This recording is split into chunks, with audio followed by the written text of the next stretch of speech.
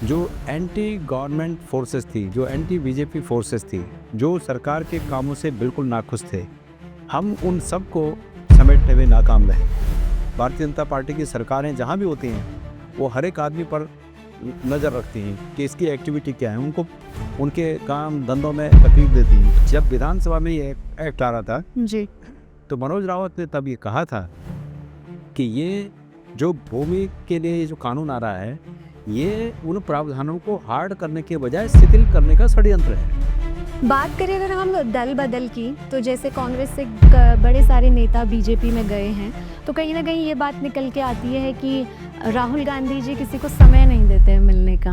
भाई ये बात कांग्रेस ने थोड़ी उठाई कि वो सोना पीतल हो गया, ये तो वहाँ के तीर्थ पुरोहितों ने बात उठाई। बिल्कुल बिल्कुल। और जब गए तो तब हमने देखा कि जो जिसको सोना बोल रहे हैं वो कहीं पर पीतल का कलर है, कहीं पर तांबे का कलर है। और उसके बाद सरकार ने उस चीज़ को रोकने के लिए वो जो पीतल हो गया था उस पर फिर एक बार पॉलिश की और उसके बाद उस पर एक्रेलिक की शीट चढ़ा दी ताकि वो निकले नहीं। तो कैसे है वो सोना? त्रेता में रावण के कृतित्व को याद किया जाता है कि वो लंका में उन्होंने एक दिन नारद जी ने कहा कि तुम तो इतने बलशाली हो कि तुम तो कैलाश को शंभु सहित यहाँ ले आओ। तो रावण ने कहा कि अभी जाऊँ कैलाश उठाऊँ, शंभु सहित लंका ले आऊँ। तो धामी जी ने भी वही किया। वो इस युग के रावण हैं कि अभी जाऊँ केदार शिला उठाऊँ और केदार सहित दिल्ली ले आओ। मोदी जी के बारे में एक चीज़ बहुत ज़्यादा बोली जाती है कि डिक्टेटरशिप या तानाशाह वाली जो बात होती है, तो अगर उनसे बोलो कि मोदी जी तो बिल्कुल इमरजेंसी जैसी स्थिति उन्होंने पैदा कर दी है। अगर हम बीजेपी वालों से ये बात करें तो वो ये कहते हैं इंदिरा गांधी ने क्या किया था, उन्होंने भी तो इमरजेंसी ही लाए थे, वो अनाउंस्ड थी, ये अनअनाउंस्ड है। प्रणाम, नमस्कार, सिमनिया पहलाग। मैं हूँ इस पॉडकास्ट की होस्ट आकांक्षा और इस पॉडकास्ट में हमारे साथ जुड़ने जा रहे हैं बेहद खास मेहमान जो उत्तराखंड की राजनीति में एक प्रतिष्ठित और अनुभवी नेता के तौर पर जाने जाते हैं, जो भारतीय राष्ट्रीय कांग्रेस से जुड़े हुए हैं और उत्तराखंड में कांग्रेस के महत्वपूर्ण चेहरों में से जाने जाते हैं। उन्होंने जुलाई 2021 से अप्रैल 2022 तक उत्तराखंड प्रदेश कांग्रेस कमेटी के अध्यक्ष पद को संभाला।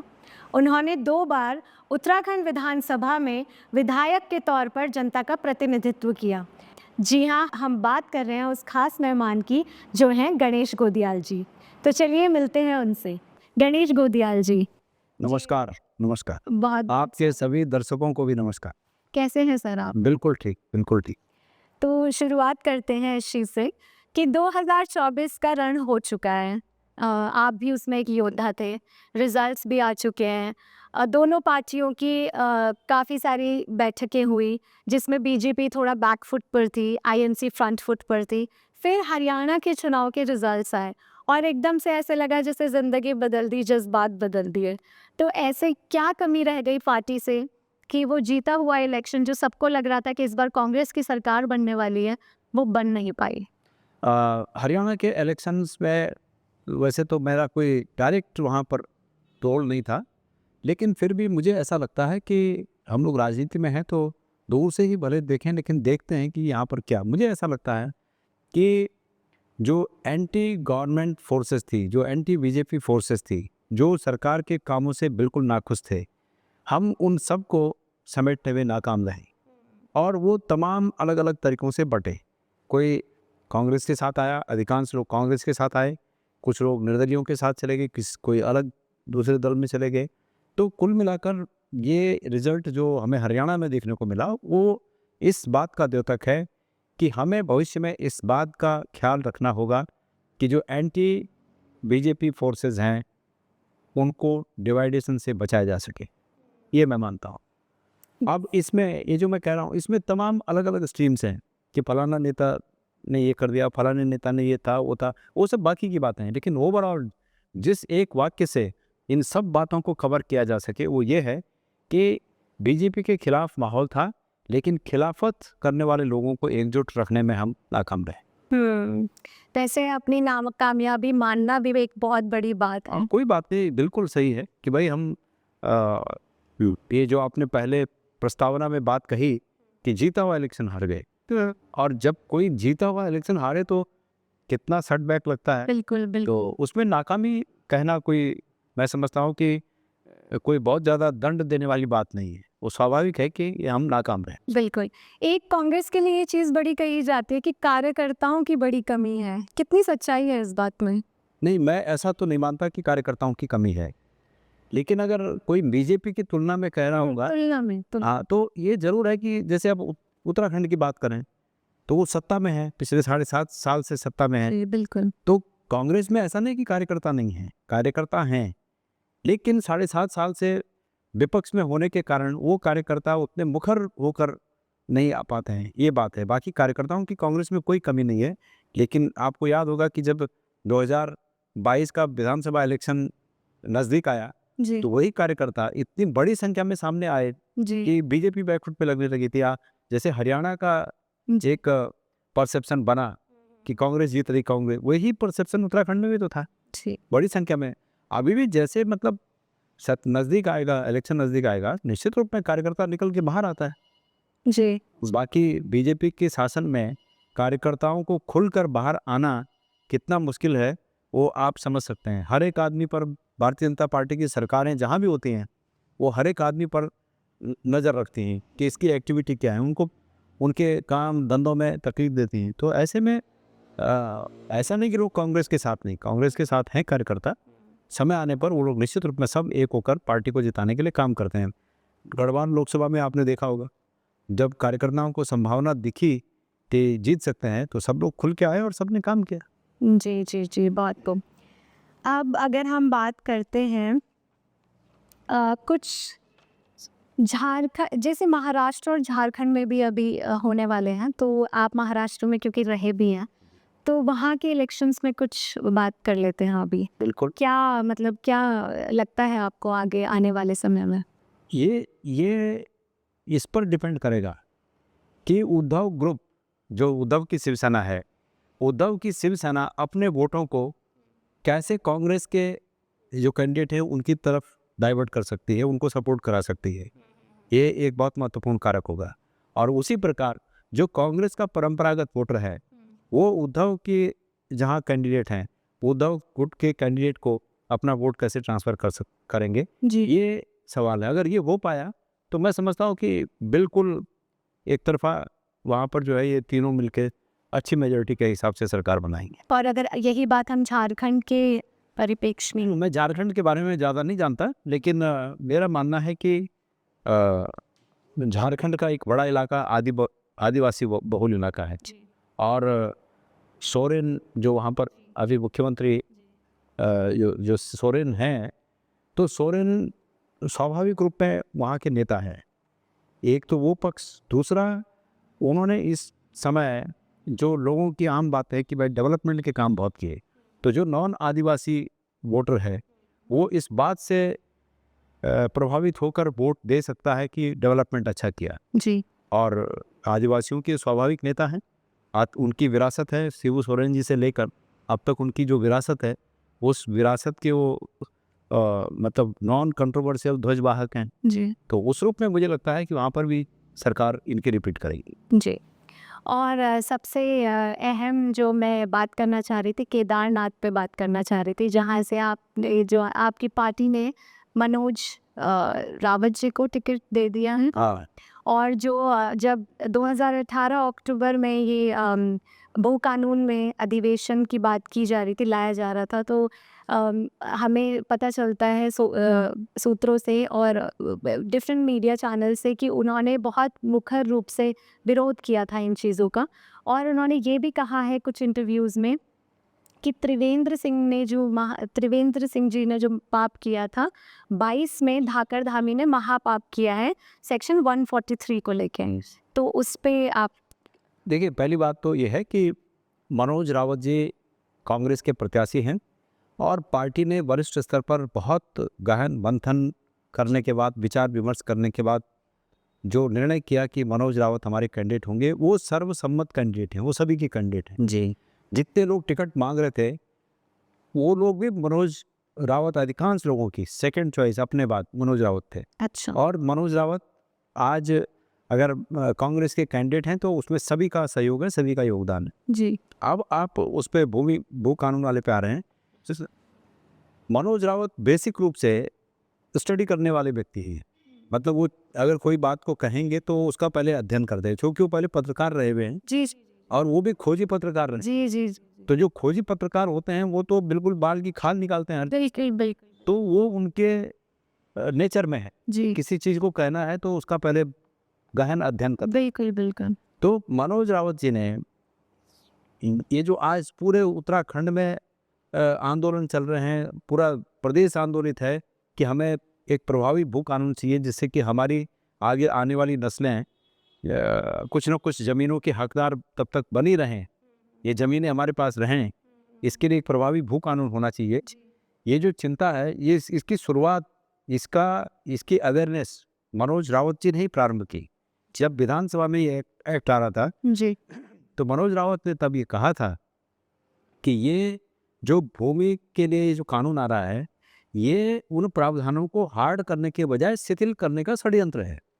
ये मनोज रावत जी ने कहा था। अच्छा सरकार ने क्या किया कि एक प्रावधान लाई, एक प्रोविजन लाई, और वो प्रोविजन पब्लिक में तो कहा कि हम आपके हित के लिए कर रहे हैं, लेकिन वास्तविक रूप में वो पब्लिक के हित में नहीं बल्कि कुछ लोगों के हित के लिए था जिनको सरकार फायदा कराना चाह रही थी। जी 143 का आपने जो बात किया, 143 का जी पहले ये था कि अगर किसी जमीन का 143 होगा मतलब वो नॉन एग्रीकल्चर अगर होगी तो जिस प्रयोजन के लिए वो नॉन एग्रीकल्चर हुई है वो प्रयोजन इतने समय में पूरा करना पड़ेगा। बिल्कुल भी अगर वो नहीं किया तो वो सरकार में निहित हो जाएगी।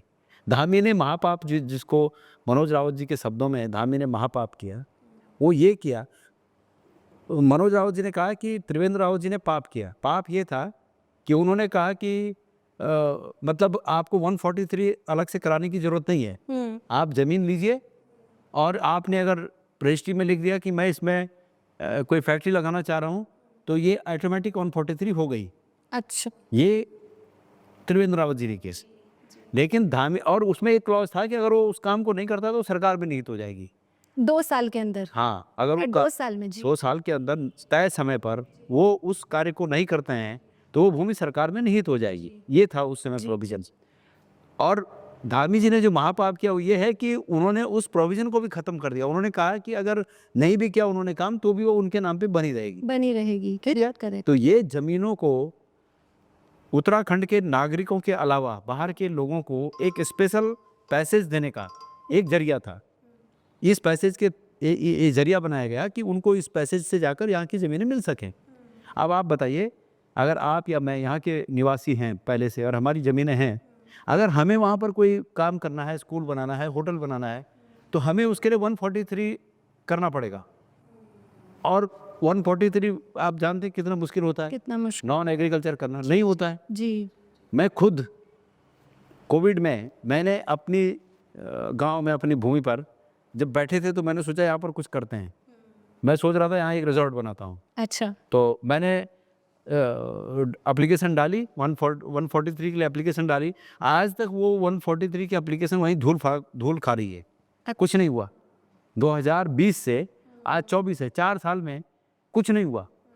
लेकिन एक व्यक्ति बाहर से आके ये लिख के कि भाई मैं यहाँ पर रिजॉर्ट बनाना चाह रहा हूँ, वो ऑटोमेटिक 143 हो जाता है। तो हमारे सामने दूसरे लोग आकर हमारी ज़मीनों पर काम करने के लिए उनको प्लेटफॉर्म बनाया गया, उनको विशेष सुविधा दी गई और हमारे लिए वो सुविधा बंद कर दी गई। बिल्कुल तो ये फ़र्क है कि बाहर के लोगों का आना कोई बुराई नहीं है, कोई बुराई नहीं पर स्थानीय लोगों के साथ भेदभाव होना बुराई, बिल्कुल हम उसको स्वीकार नहीं करते। जी जी जी ये स्पष्ट है ना कि भाई मैंने एक एप्लीकेशन डाली, वो 4 साल से धूल में पड़ी हुई है और मेरे बाद दूसरा आदमी आके बगल में ज़मीन खरीद के उसको धड़ल्ले से फैसिलिटी मिल रही है। तो उसको मिल रहा फैसिलिटेशन और मुझे मिल रही प्रताड़ना, ये रोष इस बात का है, मनोज रावत जी का रोष इस बात का है जिसको सबसे पहले मनोज रावत जी ने इंगित किया, मनोज रावत जी ने उसको रेखांकित किया, अंडरलाइन किया, बताया कि ये आगे चलकर क्या होने वाला है। तो वो काबिल व्यक्ति हैं, इसलिए हम सब ने, कांग्रेस पार्टी के हाईकमान ने, हमारे स्थानीय नेताओं ने, रुद्रप्रयाग के हमारे नेताओं ने, सभी लोगों ने तय किया कि वो हमारे कैंडिडेट हों। और क्या लगता है उनकी मुझे जीत लगता और है हार? निश्चित रूप में मुझे लगता है कि मनोज रावत जी बद्रीनाथ विधानसभा के जो परिणाम अभी 2 महीने पहले 3 महीने पहले उसका परिणाम आया, जी उस परिणाम की पुनरावृत्ति केदारनाथ के लोग मनोज रावत जी के पक्ष में आदेश देकर करेंगे, अपना जनादेश उनके पक्ष में देंगे और वो जीत हासिल करेंगे। और अगर हम उनके ऑपोजिशन में, मतलब जो उनके ऑपोजिट खड़ी हैं, आशा नौटियाल जी की बात करें तो किस तरीके से वो बेहतर हैं उनसे? देखिए हर एक कैंडिडेट के अपने कुछ प्लस पॉइंट होते हैं, जी। कुछ माइनस पॉइंट होते हैं। आशा नौटियाल जी हमारी बहन हैं और मेरे साथ तो विधायक भी रही हुई हैं। हमने एक टेन्योर में दोनों ने साथ में विधायकी का अपना दायित्व निभाया, एक ही सदन के हम सदस्य रहे। जी।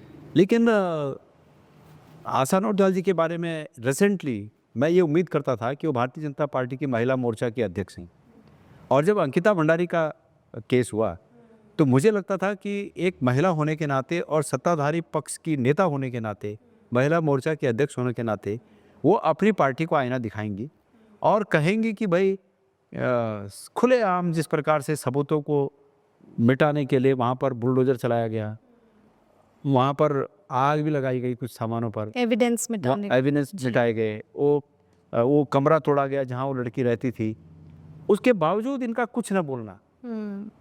मुझे लगता है कि जिस तबके का वो प्रतिनिधित्व करती हैं, महिला मोर्चे की अध्यक्ष हैं, जी जी। वो अपने उस तबके के साथ भी न्याय नहीं कर पाई। नहीं कर पा रही हैं। दूसरा, लोकल मुद्दों की अगर मैं बात करूं, ऐसा थोड़ी है कि अगर मैं किसी पार्टी का अध्यक्ष हूं या किसी पार्टी का पदाधिकारी हूं तो अपनी पार्टी की बुराई को भी मैं अच्छाई में परिवर्तित करूं। ये तो नहीं होना चाहिए। नहीं नहीं। ये उस हद तक ठीक है जिस हद तक हमारा समाज, हमारा प्रदेश कुप्रभावित ना हो, उस सीमा तक ठीक है। लेकिन जब आपको लग रहा है कि हमें फर्क पड़ रहा है इस बात का, तो आवाज़ उठानी चाहिए। उन्होंने आवाज़ नहीं उठाई अंकिता भंडारी पे। दूसरी बात, केदारनाथ में बड़ा मुद्दा है, बतेरे लोग तो शायद अभी समझे भी नहीं होंगे, उन्होंने सिर्फ इतना ही सुना होगा कि केदारनाथ में चढ़ाया गया सोना पीतल हो गया या चोरी हो गया। ये आधे लोगों को पता भी नहीं है। क्या है ये? बिल्कुल बिल्कुल बिल्कुल। तो उस समय भी वो चुप रही।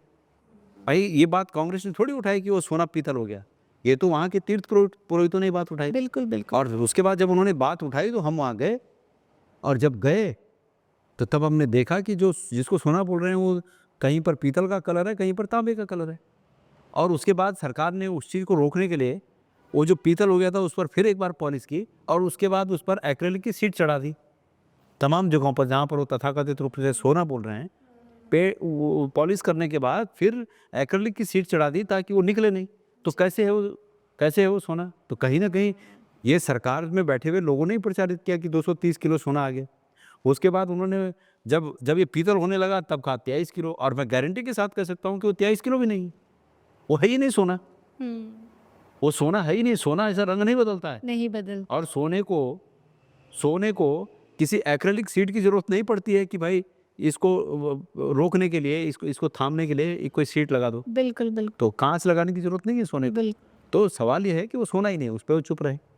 और तो और वो सबसे बड़ी बात तब चुप रही जब केदारनाथ और पूरे यात्रा रूट के चारों, यमुनोत्री, गंगोत्री, बद्रीनाथ, केदारनाथ, पूरा हमारा ये गढ़वाल यात्रा पे डिपेंड है। लोग साल भर की आजीविका यात्रा से बिल्कुल बिल्कुल अर्जित करते हैं। और वहीं के नहीं, ये देहरादून और हरिद्वार के लोग भी, जो हमारे तमाम होटल व्यवसायी हैं, छोटे ढाबे चलाने वाले लोग हैं, टैक्सी वाले हैं, बस वाले हैं, तमाम गाइड हैं, तमाम जो पर्यटन के क्षेत्र में काम कर आजीविका चलाने वाले लोग हैं, वो यात्रा पर डिपेंड लोग हैं। जी जी जी। तो जब ये यात्रा डाइवर्ट करने की बात आई, यात्रा को डिस्टर्ब किया गया, तब वो चुप रही। वो तब चुप रही जब धामी जी ने केदारनाथ को दिल्ली में बसाने की योजना बनाई। बिल्कुल बिल्कुल। और ये साधारण बात नहीं है। बिल्कुल। धामी जी का ये कृतित्व, ये मैं समझता हूँ कि जिस प्रकार से त्रेता में रावण के कृतित्व को याद किया जाता है कि वो लंका में उन्होंने एक दिन नारद जी ने कहा कि तुम तो इतने बलशाली हो कि तुम तो कैलाश को शंभु सहित यहाँ ले आओ। तो रावण ने कहा कि अभी जाऊँ, कैलाश उठाऊँ, शंभु सहित लंका ले आऊँ। तो धामी जी ने भी वही किया। वो इस युग के रावण हैं कि अभी जाऊँ, केदार शिला उठाऊँ और केदार सहित दिल्ली ले आओ। ये किया उन्होंने। तो ये किया तो उस समय भी आशा जी चुप रही। आशा जी को उस समय शब्दों की शालीनता को रखते हुए अपनी पार्टी के अंदर विरोध दर्ज करना चाहिए था। आशा जी ने नेतृत्व तो नहीं दिखाया कि मैं नेता हूँ बिल्कुल। और मैं गलत को स्वीकार नहीं करूँगी। ये नेतृत्व उनसे उम्मीद करता था कि वैसा नेतृत्व दिखाएं, लेकिन वो उन्होंने नहीं दिखाया। तो जो लोग इस नेतृत्व को दिखाने के लिए जिन्होंने दिखाया है, लोग उनको पसंद करेंगे। आपको 2018 में याद होगा जब एक लेजर शो के माध्यम से केदारनाथ की दीवारों पर मोदी जी को भगवान के स्वरूप में दिखाया जाना था। जी, और उसका आपने बड़ा विरोध मैंने किया। भी किया, मनोज रावत वहाँ थे। जी, जी। मनोज रावत तब विधायक थे, उन्होंने भी विरोध किया। तो लोग ये सब भूले नहीं हैं। कोई कितना बड़ा आदमी हो, अगर गलत करेगा उसका विरोध होना चाहिए। और आशा जी ने ऐसे मौक़ों पर बैकफुट पे रही, तो ये सब चीज़ें काउंट होती हैं। जी, मैं अंकिता भंडारी का जो मुद्दा है और जो विषय है उस पे आपसे बात करना चाहूँगी। जब बात आई है ये कि कहाँ मतलब कमी रह रही है लॉ में, या किस चीज़ को रेगुलेट करने में वो कमी रह रही है? कमी कहीं नहीं है, इच्छा शक्ति में कमी है। अच्छा। जब सरकार की इच्छा ये हो कि हमें अपने लोगों को बचाना है। देखिए, अपराधी कोई भी हो सकता है। किसी राजनीतिक दल के पास ऐसा स्कैनिंग स्किल नहीं है, ऐसा स्कैनिंग मैकेनिज्म नहीं है कि जो अच्छे को अपने साथ रखे और ख़राब उनके पक्ष में ना आए। ये समाज है, इस समाज में सभी दलों में अच्छे भी लोग हो सकते हैं, खराब भी हो सकते हैं। बिल्कुल, बिल्कुल। अपराध कोई भी कर सकता है। बिल्कुल। लेकिन सरकार की मंशा ये होनी चाहिए कि अपराधी को अपराधी की दृष्टि से देखा जाए। उसको इस दृष्टि से न देखा जाए कि ये हमारा है और ये हमारा नहीं है। आपको मैं बता दूं, अंकिता भंडारी हत्याकांड में अगर तथाकथित उस वीआईपी को सजा मिली होती तो दूसरे लोग इससे सबक लेकर इस अपराध में नहीं जाते। आप लेकिन यहाँ क्योंकि उसको बचा हुआ यहाँ पे किसकी बात कर रहे हैं? नहीं, अंकिता भंडारी हत्याकांड में एक वीआईपी का जिक्र आया ना। हाँ। अब वो कौन है मैं नहीं जानता, जी, जी। जो भी हो, लेकिन ये तय है कि वो कांड उस तथाकथित वीआईपी के लिए किया गया। जी। ठीक है, ये उस लड़की ने कहा।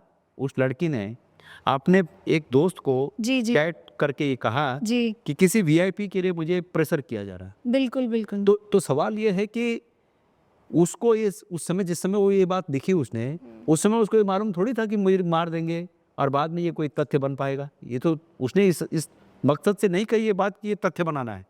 उसको तब ये पता नहीं था कि मैं एक जनरल बोलचाल की भाषा में उसने ये बात कह दी। बिल्कुल। सरकार ने बजाय इसके कि उसको इन्वेस्टिगेट किया जाए कि वो तथाकथित वीआईपी कौन था जिसके लिए एक हमारी बेटी की बलि चढ़ गई, उस बात को उजागर करने के सरकार ने ये कोशिश की कि उस पर पर्दा डाला जाए, उन सबूतों को मिटा दिया जाए। सरकार ने ये कोशिश की।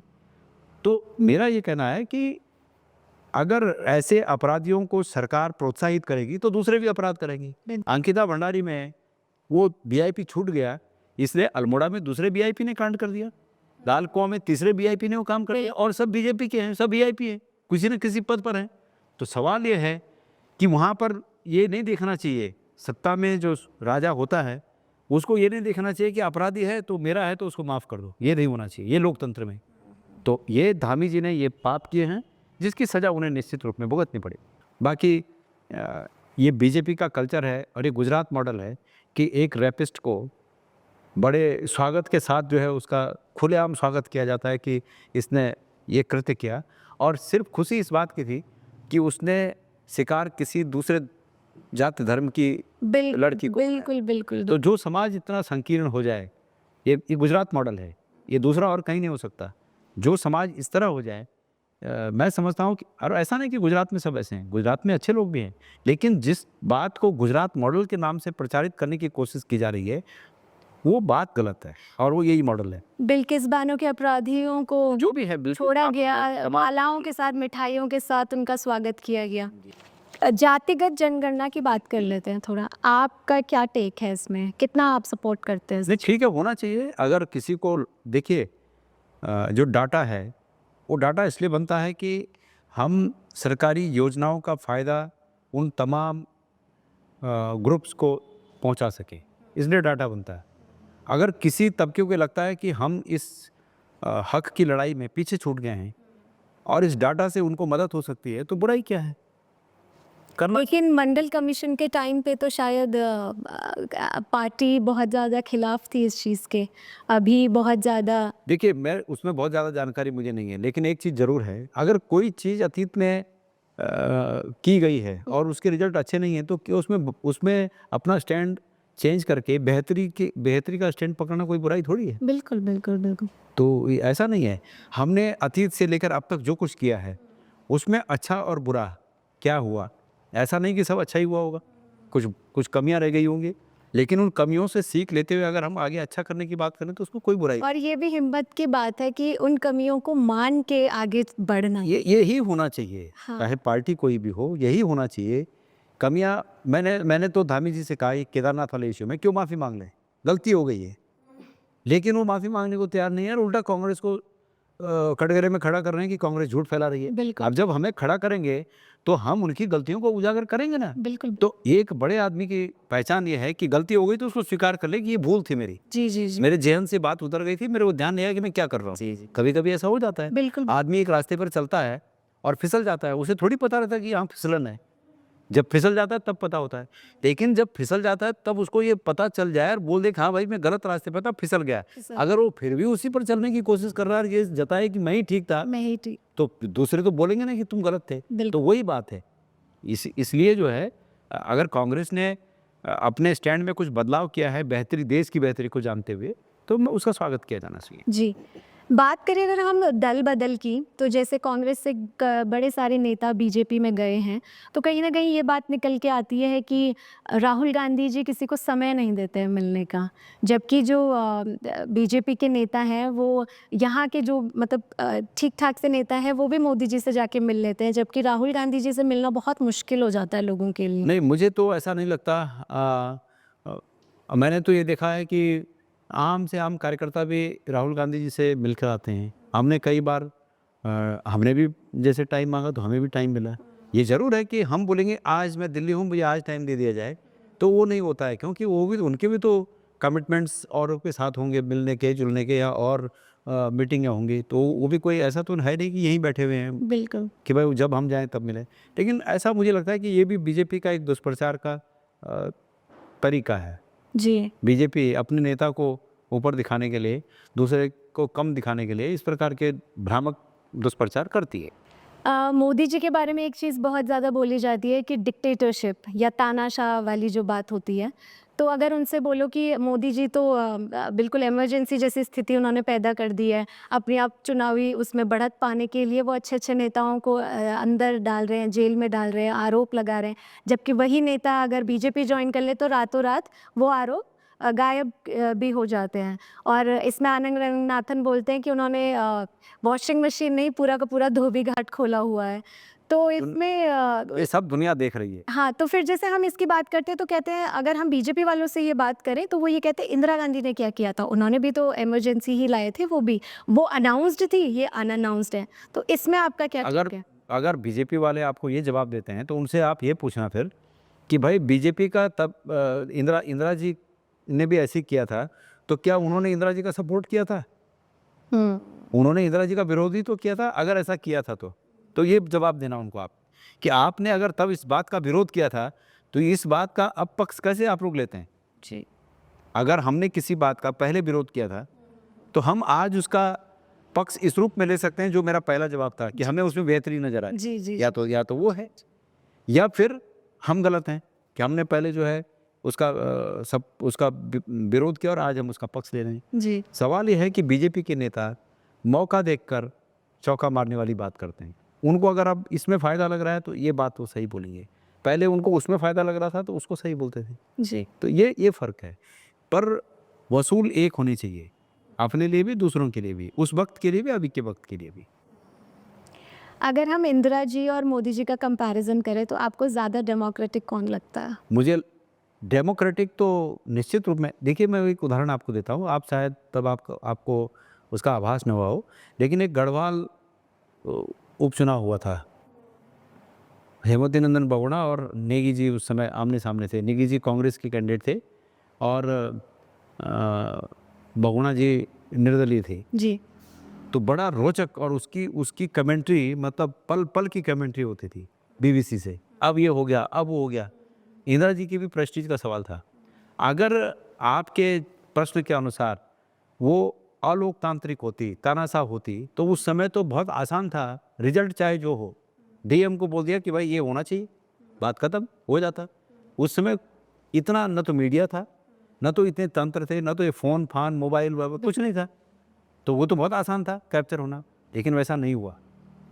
इंदिरा जी की इच्छा के बावजूद हिंदुस्तान के तमाम मुख्यमंत्रियों की यहाँ ड्यूटी लगने के बावजूद वो चुनाव बहुगुणा जी जीते। तो आप कैसे मान सकते हैं कि इंदिरा जी अलोकतांत्रिक थी, तानाशाह थी? अगर तानाशाह होती तो वो तो बोलती मेरी प्रेस्टीज का सवाल है ये। डीएम जो भी थे उस समय उनको कहती कि रिजल्ट ये आना चाहिए, और वही रिजल्ट आता। लड़ते रहो 5 साल कोर्ट में, हाई कोर्ट में, सुप्रीम कोर्ट में लड़ते रहो, तब तक टाइम बीत जाता। वो तो इतनी प्रभावशाली, पर ऐसा नहीं हुआ ना, जी। तो कैसे लोग बोलते हैं ऐसा? वही और इमरजेंसी में जो एट्रोसिटीज हुई हैं लोगों में, लोगों के देखिए, ये उस समय की आवश्यकता रही होगी, सिर्फ इसको एक नज़र से नहीं देखा जाना चाहिए। इमरजेंसी उस समय की जो आवश्यकता रही होगी, उसके अनुसार उस समय जो हुआ होगा, उस समय उन्होंने निर्णय लिया होगा। आपको लगता है कि कहीं ना कहीं कांग्रेस उस चीज का बोझ अभी भी ढो रही है? नहीं, मुझे नहीं लगता ऐसा। कहीं मुझे बिल्कुल नहीं लगता ऐसा। जी। और मुझे ऐसा लगता है कि हमें इस बात पर रहना चाहिए कि अतीत में इस देश को जब जब जिस तरह की ज़रूरतें पड़ी, उस समय के नेताओं ने वो निर्णय लिए। जी। अब कोई ये कहेगा मोदी जी की तुलना इंदिरा जी से क्या है? उसके लिए मोदी जी को एक और पाकिस्तान का टुकड़ा करना पड़ेगा। इंदिरा जी ने तो वो भी किया। बिल्कुल। तो मोदी जी उस पर काम करें कि पाकिस्तान का एक टुकड़ा और करें, उस पर काम करें। ऐसे ही उनको आयरन लेडी ने बहरहाल मोदी जी जिस काम पे लगे हैं, यहाँ हिंदू और मुसलमान के बंटवारे में लगे हैं, वो यहाँ बंटवारा ना करके पाकिस्तान में बंटवारा करें तो हम माने। ये करना चाहिए। चाइना के 2 टुकड़े कर दें तो हम माने। चलो, इंदिरा जी ने पाकिस्तान के कर दिए, ये चाइना के कर दें, तब हम बोलेंगे कि हाँ भाई ये विश्व नेता है। तो ये बात है। ये हिंदू मुस्लिम से अगर मैं बात करूं डेमोग्राफी की, उत्तराखंड की डेमोग्राफी पे काफ़ी चर्चा होती है कि मुसलमानों की संख्या बढ़ रही है और ये बहुत चर्चा का विषय है, परेशानी का विषय है। इसमें आपका क्या टेक है? मेरा ये है कि 7 साल से, साढ़े 7 साल से इस प्रदेश में बीजेपी की सरकार है, और 10 साल से केंद्र में बीजेपी की सरकार है, और उसके बाद उत्तराखंड में डेमोग्राफिक चेंज आ रहा है, और इसके लिए सरकार चिंतित है। तो दोषी कौन है? क्या नीतियाँ थी इनकी कि इन्होंने 7 साल में ऐसा क्या कर दिया, यहाँ पर बड़ी तेज़ी से डेमोग्राफिक चेंज होने लगा? देखिए, डेमोग्राफिक चेंज के लिए सरकारों को स्थानीय समस्याओं को समझना पड़ेगा। मैं जिस कस्बे से, जो मेरा कस्बा है, गांव है, उसका नाम पैठानी है। सरकार व्यवस्था कर दे कि वहाँ पर सब्जी का काम कुछ हमारे युवा साथी करेंगे, तो क्यों आएंगे बाहर के लोग? सरकार ये व्यवस्था कर दे कि यहाँ पर बाल काटने का जो नाई का काम है, ये स्थानीय लोग करेंगे, उनको हम ये सुविधा दे रहे हैं, वो करें। बिल्कुल। क्यों आएंगे बाहर के लोग? तो डेमोग्राफिक चेंज की सरकार हल्ला तो खूब कर रही है, पर उसको रोकने के लिए क्या कर रही है? और सच ये है कि सरकार डेमोग्राफिक चेंज खुद ही करना चाहती है ताकि डर दिखाकर लोगों के वोट लिए जा सकें। जी। ये है असली बात। जी। लोगों को इस बात को समझना पड़ेगा। लोगों को ये समझना पड़ेगा, जो सरकार डेमोग्राफिक चेंज का इतना बड़ा रोना रो रही है, 7.5 साल से सत्ता में है, इन्होंने उसकी रोकथाम के लिए क्या किया? जी बिल्कुल। केंद्र ने उसकी रोकथाम के लिए क्या किया? बिल्कुल। तो वो सब कुछ नहीं, ये जानबूझ के इस प्रकार के डेमोग्राफिक चेंज को आंतरिक रूप में कराते हैं और उसके बाद पंगा खड़ा कराते हैं। देखिए, अपराध, मैंने पहले भी कहा, कोई भी है, किसी भी जाति का, धर्म का व्यक्ति अगर उसने अपराध किया तो उसको अपराधी की दृष्टि तौर पर जो सज़ा मुकर्रर है हमारे प्रावधानों में, उसके अनुसार सज़ा मिले। पर उसमें ये हल्ला करना कि ये फलानी जात का है, फलाने धर्म का है, इसने अपराध कर दिया, तो जब हम ऐसा हल्ला करते हैं तो हमारी जात वालों को ये प्रोत्साहन मिलता है कि अगर हम करेंगे तो तब तो ये माफ़ है। और इसी का नतीजा अल्मोड़ा में और लाल कुआं में जो महिलाओं के प्रति अपराध हुई, ये इसी का नतीजा है। बात करते हैं अगर उत्तराखंड में महिलाओं के सुरक्षा की, अंकिता भंडारी का अभी केस जो अभी है ही, और बाकी अभी आईएसबीटी में भी एक बच्ची के साथ जो दुष्कर्म हुआ, और ऐसे काफ़ी सारे सुनने में आ रहे हैं अभी कुछ टाइम से। तो कहीं ना कहीं मुझे लगता है कि बीजेपी बहुत ज़्यादा नाकाम है महिलाओं की सुरक्षा को लेके। निश्चित रूप में ये सरकार का काम है। मैंने कहा ना, सरकार अगर अपराधियों को कहीं ना कहीं बचाने का काम करेगी तो अपराधियों का मनोबल और दिन दूना रात चौगुना फैलता है। ठीक है, तो वो वहाँ पर ये संदेश देना चाहिए कि बिल्कुल हम इसको टॉलरेट नहीं करेंगे। अगर ऐसा करेंगे, कठोर सज़ा मिलेगी, तो जो बाकी अपराधी मन में इस प्रकार की कुत्सित भावनाएं जिनके विकसित हो रही होंगी, उनकी वो भावनाएं वहीं मर जाएंगी कि भाई ये करने से तो इतना खतरनाक सज़ा मिलता है। लेकिन अगर किसी अपराधी को, किसी रैपिस्ट को आप ढोल नगाड़े बजाकर उसका स्वागत कर रहे हो, तो समाज में अपराधी बढ़ेंगे। बिल्कुल बिल्कुल। यूसीसी की अगर हम बात करें यूनिफॉर्म सिविल कोड की, तो बड़े उत्तराखंड मांग रहा है भू कानून, आप ला रहे हैं यूसीसी। उसमें आर्टिकल 25 का भी वॉयलेशन है। ठीक है, कुछ चीज़ें अच्छी हैं, बाईगैमी, पॉलीगैमी आपने ख़त्म कर दिया, निकाह हलाला आपने ख़त्म कर दिया।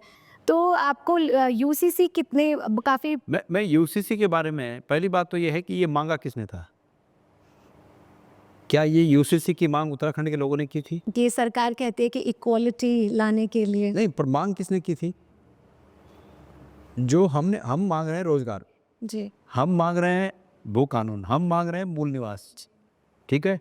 सरकार दे रही यूसीसी। जी, ये यूसीसी एक परसेप्शन बनाने का जरिया है, जिससे कि आम लोगों में ये, बहुसंख्यक लोगों में ये लगे कि सरकार ने हमारे पक्ष में कोई बड़ा फैसला किया है और दूसरे पक्ष वालों के साथ उनको ठीक ठाक कर दिया। ये परसेप्शन बनाने की कोशिश है। निजी तौर पर मैं यूसीसी के उस प्रावधान का समर्थन करूंगा जो मुझे जनता के, पब्लिक के हित में लगेगा, बिल्कुल। लेकिन मैं उस प्रावधान का विरोधी हूं जो किसी को प्रताड़ना के लिए बनाया गया हो।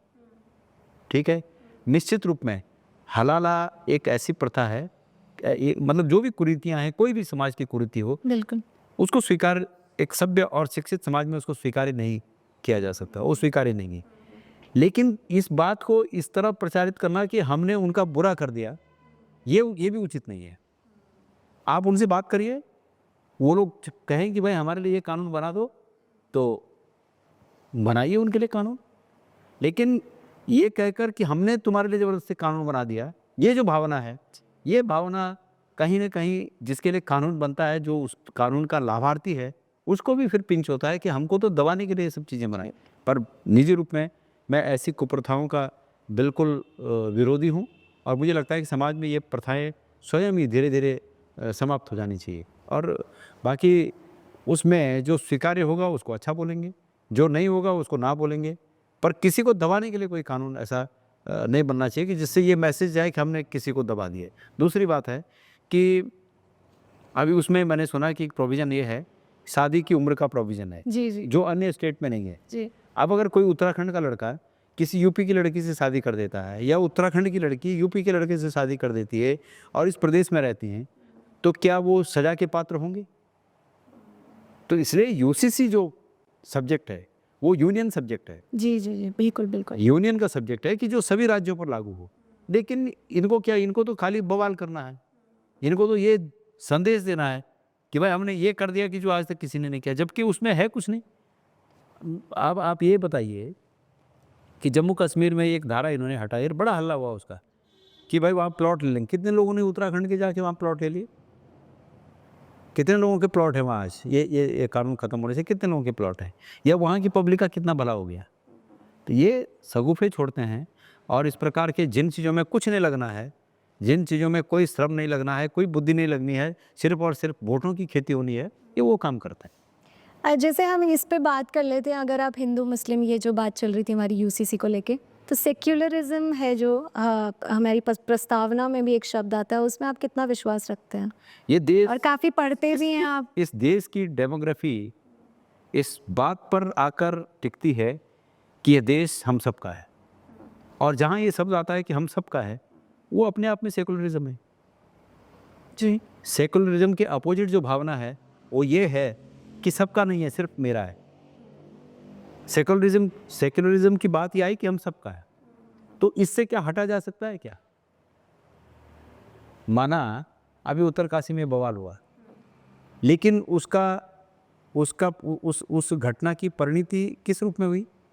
उस घटना की परिणति इस रूप में हुई कि पुलिस ने जो सही समझा सही कहा कि भाई जो आरोप लगा रहे लोग कि किसी विशेष संप्रदाय के लोगों ने पत्थरबाजी की, उन्होंने नहीं की। ये जो आंदोलन कर रहे थे, जो दंगे कर रहे थे, उन्होंने नहीं किया। चूंकि जो सच्चाई है वो संविधान की मूल भावना के अनुसार सामने आई है। संविधान ये कहता है कि जो गलत है वो गलत है, जो सही है सही है। जी, बिल्कुल, जहाँ तक देश है हम सबका है, तो बिल्कुल, जब सबका है तो वही सेकुलरिज्म है। जी, बिल्कुल, तो उसको नकारा नहीं जा सकता। कोई भी सरकार में आए, कोई भी सत्ता में बैठे, इसको नकारा नहीं जा सकता। मैं ये कहता हूँ कि इंसान एकमात्र ऐसा प्राणी है जो इतिहास लिखता है, जी, और इतिहास इसलिए लिखा जाता है कि हम अतीत की गलतियों से सबक लेकर अपने रास्ते को सुधारें बिल्कुल। और अच्छे रास्ते पर चलें। दुर्भाग्य से इस समय ऐसी सरकारें हैं जो इतिहास इसलिए याद करना चाहती हैं कि हम आपस में लड़ें। तो ये एक अनफॉर्चुनेट है, ये दुर्भाग्यपूर्ण, जी। और इससे बचा जाना चाहिए। यूसीसी की अगर हम बात करें तो थोड़ा-सा मैं इस टॉपिक को ज़रूर लाना चाहूँगी, क्योंकि आप यूथ में काफ़ी लोकप्रिय हैं और आपकी एज ग्रुप का भी ये व्यू और ओपिनियन बहुत मैटर करता है कि इसमें लिव इन रिलेशनशिप्स को काफ़ी ज़्यादा जोड़ा गया है इस चीज़ से। तो आपका क्या टेक है लिव इन रिलेशनशिप्स में?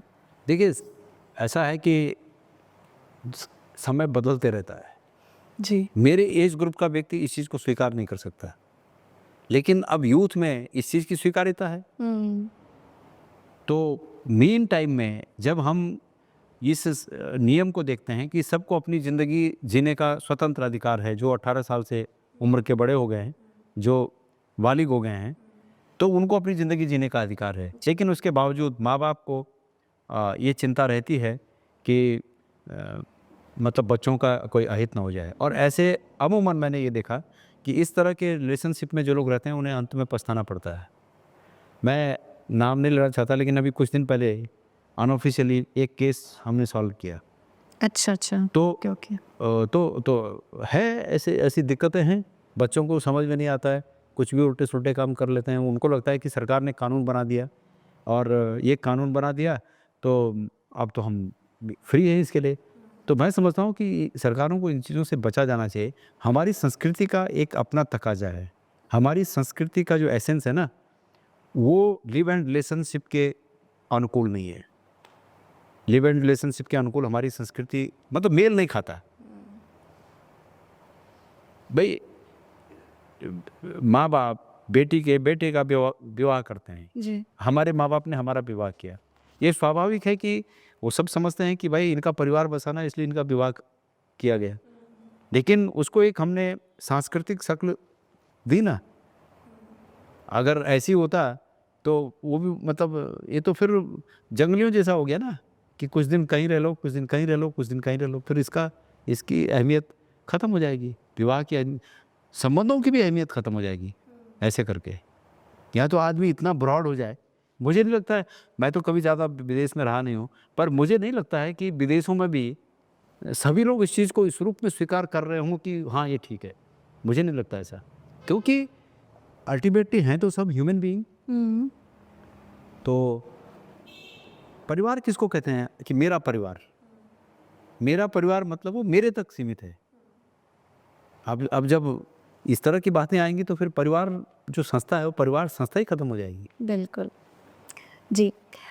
नेक्स्ट अगर मोदी जी, हम सबको पता है कि शायद उनका ये आखिरी टर्म है, तो नेक्स्ट प्रधानमंत्री के रूप में आप किसको देखते हैं?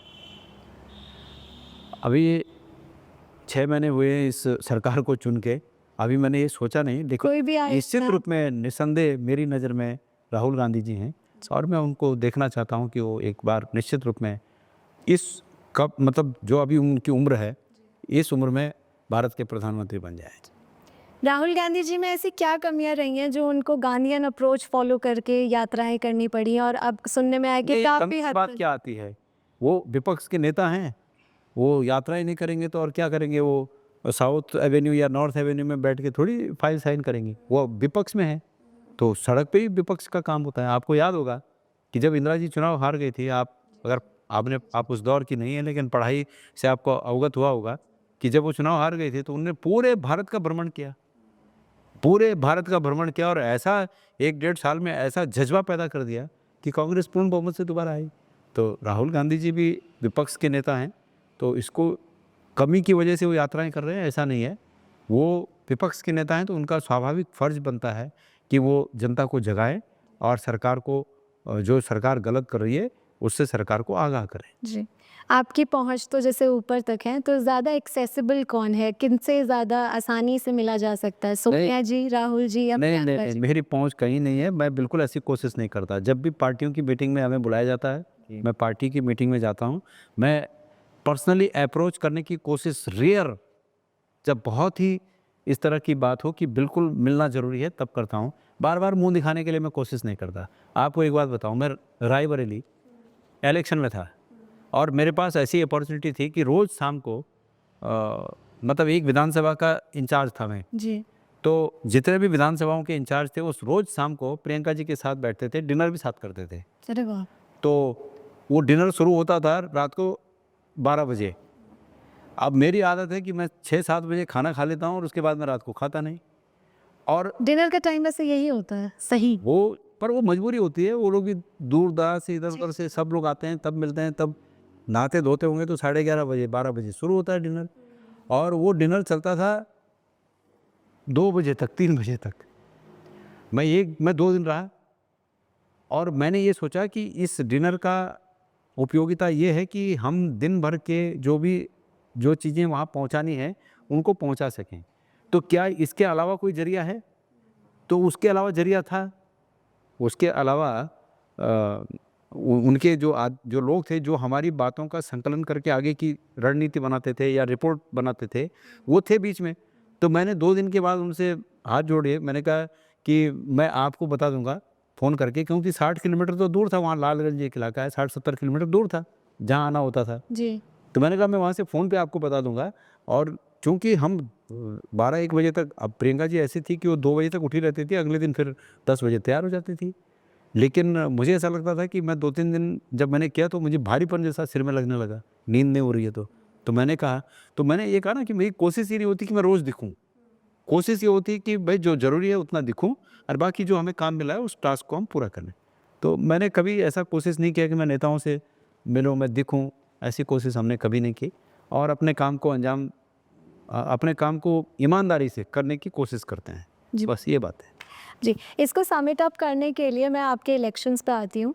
तो बड़े ही उस समय आपकी बहुत पॉपुलैरिटी हुई थी कि बहुत करेजियस और गट्स वाले नेता के रूप में आपकी छवि निकली थी। और जब सबने बड़े-बड़े नेताओं ने मना कर दिया था, तो आपने फ्रंट लाइन पे आके बोला कि मैं इस चुनाव को लड़ूँगा। तो जब इतनी लोकप्रियता थी, तो कहाँ आप अनिल बलूनी जी से पीछे रह गए? क्या लगता है आपको कि जीत क्यों नहीं दर्ज हो पाई? मुझे लगता है कि ईमानदारी से अगर मैं कहूँ तो मुझे लगता है कि वो उस चुनाव में अगर मुझे चुनाव जीतना था तो 4-6 महीने पहले से मुझे तैयारी करनी चाहिए थी। और मैं तब आया जब हमारा कैंडिडेट भाग लिया। जब हमारे जो स्वाभाविक रूप से 5 साल से जिनको हमने आगे किया था कि ये कैंडिडेट हैं, ये कैंडिडेट है, ये कैंडिडेट, एंड चुनाव में जब वो भाग गए, तो फिर पार्टी ने मुझे कहा कि आपको लड़ना है। और मैंने भी पहले मना किया कि मैं नहीं लड़ना चाहता, मेरी स्थिति लड़ने की नहीं है, मेरा प्रिपरेशन नहीं है, मेरी तैयारी नहीं है। लेकिन पार्टी ने कहा आपको लड़ना ही है। तो चूंकि कार्यकर्ताओं का मनोबल बना रहे, समाज में, हमारे प्रदेश में, हमारे लोकसभा में ये संदेश रहे कि कांग्रेस मजबूती से लड़ रही है, इसलिए मैं मजबूती से लड़ा। हाँ, दोनों की अपनी अपनी ताकतें हैं। बीजेपी की ताकत उनके राज्य में सरकार होना, केंद्र में सरकार होना, उनकी धन शक्ति होना, उनका बाहुबल होना, ये बीजेपी की सरकार थी।